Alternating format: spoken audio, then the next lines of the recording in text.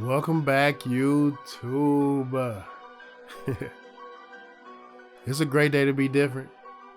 So that's what we're going to do today. We're going to show you guys how to be different. I have an unboxing of the TPOB X clippers. And we're going to slice this open. I'm going to let you guys get a good look at what it looks like on the inside. Yes, sir. That's a nice little box. Took me a little minute to get it open. I struggled a little bit, but there we go. Yes, sir. Get that out of the way. We don't need that. Hold on, wait. What's in this box? Yup, guards. Don't care. This is what we care about right here. Yes, sir. Beautiful. It's a beautiful clipper. You guys can see that. Turn it around. Flip it upside down. Rip that off. Rip that off. Here goes the blade. But we're gonna let most of the video do the talking, man. Yes, sir. I'm gonna let you guys see what this thing does. We're gonna put it to work. I'm gonna let you guys know exactly how I feel at the end of the cuts, man. Yes, sir.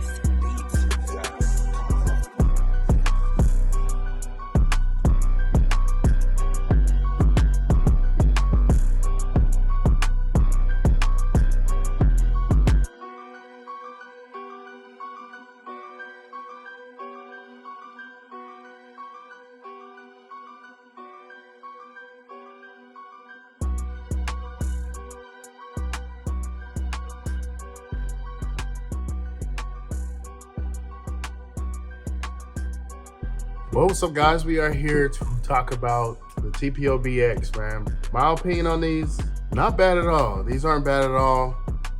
Quality-wise, all metal body, all metal housing. Feel really great in the hand. They're not too heavy. They have a really nice weight to them. I like to use a no guard method sometimes, especially in some haircuts that are really easy, that don't really require any guards. And these things make it really easy for me to do that. Even in some haircuts, some cases, I honestly feel like this made me want to just no guard everything. It feels really good in the hand, very balanced. Color is beautiful. They pop really nice on camera. XO blade really reminds me of the Vapor, the Stylecraft Vapor blade, which I really like. They're not loud, which is crazy because they're not loud, right? But they do make a lot of noise, okay? Hear me out. With the guards on there, man, they make way too much noise, very cringy, especially when you have a client in the chair and you're sitting here fumbling, trying to get them to get quiet, to be quiet. Makes my stomach hurt dealing with that, right? Trying to compare these to a premium brand, they cut just as good, they cut just as quality, they lawn mow hair just as much as any premium brand out there, especially compared to the Babyliss Boost. These things are a monster. They feel really good in their hand as well. Very balanced. All metal housing, just like the TPOBs. But I feel like these two complement each other very well, right? As you guys noticed in the haircuts, sometimes I had to follow up the Boost with the X.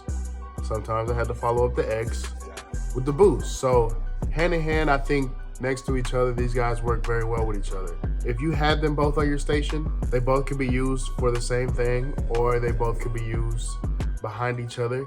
They do the same thing, 5 notches, all metal housing.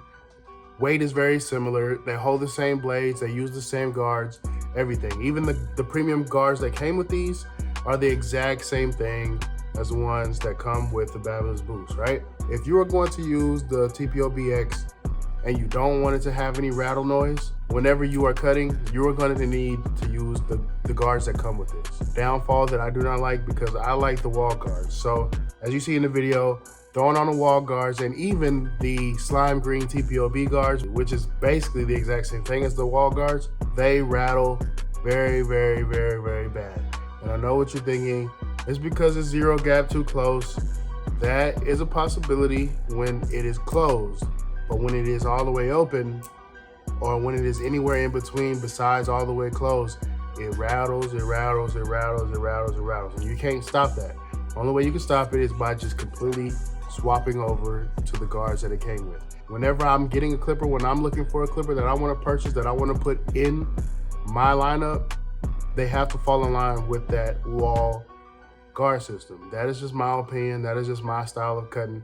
So that may not be a big deal to a lot of you guys that are looking to buy this, because again, cuts really good. Clippers even take the exact same charger. So if you have a Babyliss charger on your station, just plugs right into this. Head to head, man. These things remind me of each other. And again, in the video, you can see that they complement each other very well. Which clipper would I recommend over one another? Very similar.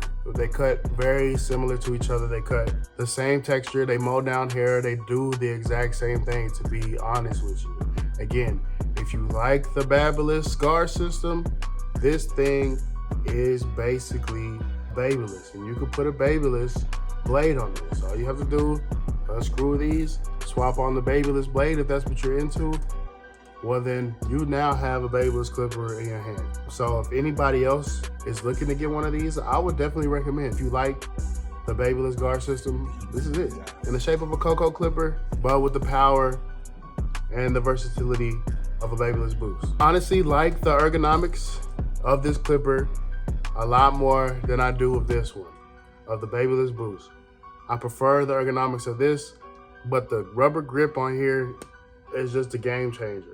Especially when I have gloves on, it allows me to grip this clipper so much better, so much easier. Pause. But you guys know what I'm talking about. You guys understand what I'm saying. Anybody that has them a clipper with a rubber grip on it. I don't have to go out and spend any extra money to get a grip on this clipper. It just already comes with it.